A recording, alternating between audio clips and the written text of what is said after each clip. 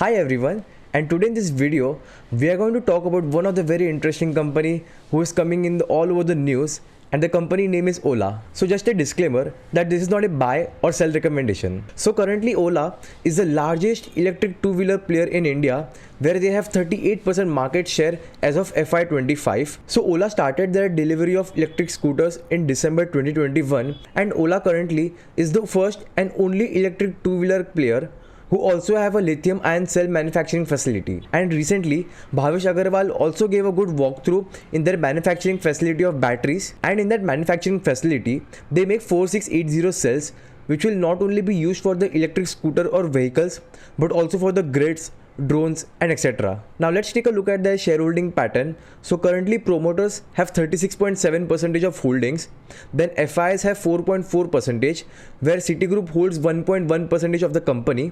Then in the DIS, they are holding 2.87%, where Mirai Asset Large Cap and Mid Cap Fund hold 1.28%, and recently the Helios FlexiCap Fund and the manager of the fund is Samir Arora. So they have also bought Ola recently. And if you guys are not aware about this data point, so Helios invested in Paytm and Zomato when they were at their lowest price. So it will be very interesting to see in the coming future that how Ola will do. And after that, public holding is 50.7%, and then other holding is 5.1%. Now let's take a look at some of their subsidiaries within their main parent company. So they have Ola Electric Tech, then Ola Electric Mobility BV, then they also have Ola Electric in the USA, then Ola Electric Charging, and lastly the Ola Cell Tech. And for each different color over here, we can see that, for example, this is for manufacturing, then charging, cell, R&D and others. And now let's take a look at the Ola Gigafactory data point.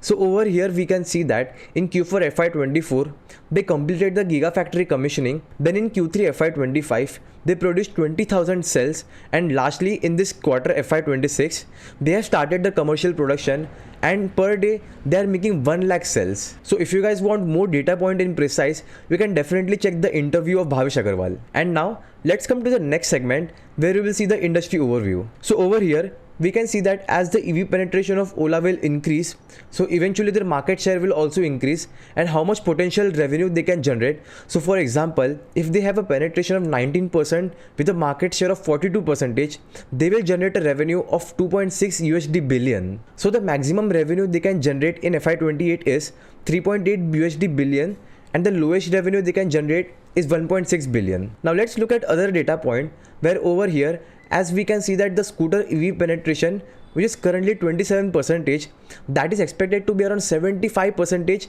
by FY30. And clearly we can say that Ola will benefit from this data point. Now let's take a look at another interesting data point, where EV battery demand had slowed down globally, and one of the main reason was there is a company called CATL which produces battery in China.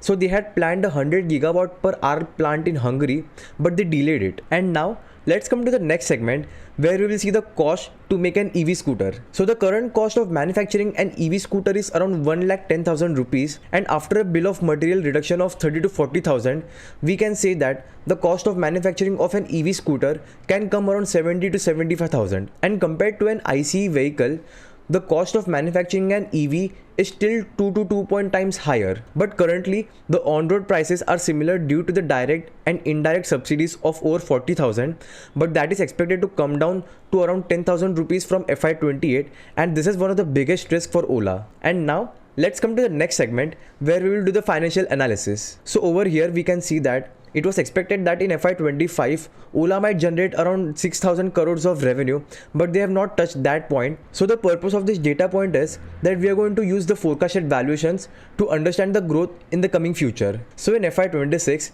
they are expected to generate a revenue of 11,000 crores with an EBITDA of 32 crores, and lastly with EBIT of negative 594 crores.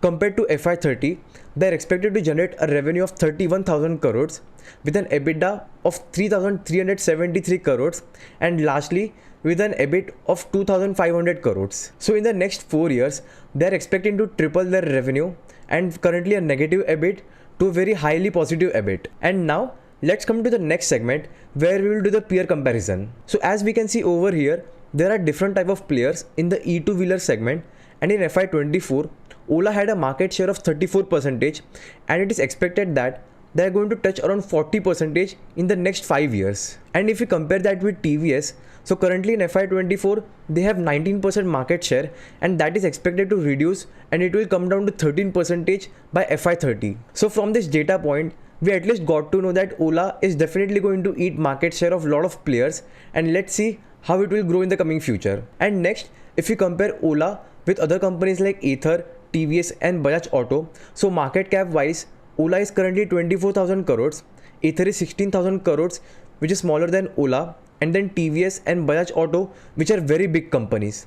And if you compare ROCE and ROE wise, so Ola and Ather both are loss-making companies and they are currently surviving because of the PLI schemes, compared to what TVS and Bajaj Auto. So currently TVS has 15.3 of ROCE and ROE of 28.3, and lastly for Bajaj Auto, they have 28 of ROCE and 22.7 of ROE. And next, if you compare CFO by EBITDA, so currently Ola has the highest of 1.35, and next comes Ather with 1.24. Next, if you look at the debt to equity ratio, so currently Bajaj Auto has the lowest of debt to equity ratio of 0.27, and then next comes the Ola of 69%. Next, if you look at PE and PEG ratio, so we can't compute for Ola and Ather as they're loss-making companies, but as we can see for TVS and Bajaj Auto, so the PEG ratio for TVS is 1.62 and for Bajaj Auto that is 3.08, and PE ratio wise, TVS is trading at 65.5, and whereas for Bajaj Auto that is trading at a half-hour valuation at 32 PE. So to summarize this table, it's obviously difficult to interpret only from the financials and the number wise.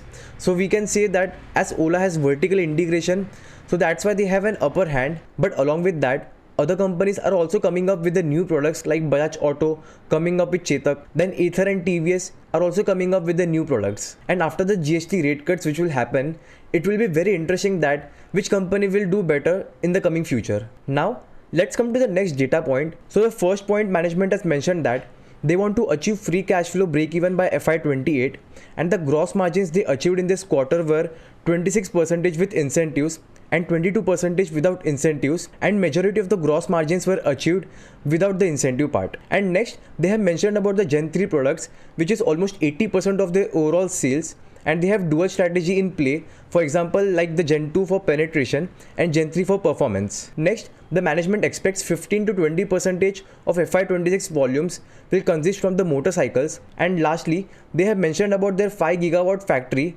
where the cell business will achieve free cash flow break even, and it will make them cheaper compared to the other companies because they're manufacturing their own cells. Now, after reading all the good data points of the company, let's come down to the risk. So the first and foremost biggest risk in the Ola is that the removal of incentives by the government, which will make the E2-wheeler costlier compared to the ICE vehicles. Then the next risk is that if there is issue in their battery plant, and lastly, if there is any change in the battery tech. After that, as we can see, there are a lot of players in this segment, so we can see a loss of market share because of the increase in the competition.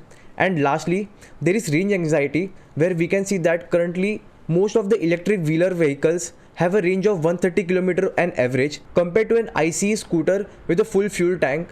They give an average of 300 kilometers, and lastly, an ICE motor vehicle give an average of 800 kilometers. And now, let's come to the last segment where we will do the technical analysis. So as we can see that it got listed last year exactly at a price of 70 rupees, then it made a high of almost 160 rupees, and as everyone know that during last September our market started to drop, and after that we can see it was trading at a very bad downtrend and it made a low of 40 rupees. But recently, after the PLI schemes and multiple funds getting interested in the Ola, we can see that there is high volume in the last 1 week. So thank you for watching this video. What do you think that how will Ola do in the coming future? Write down in the comment section, and see you in the next video.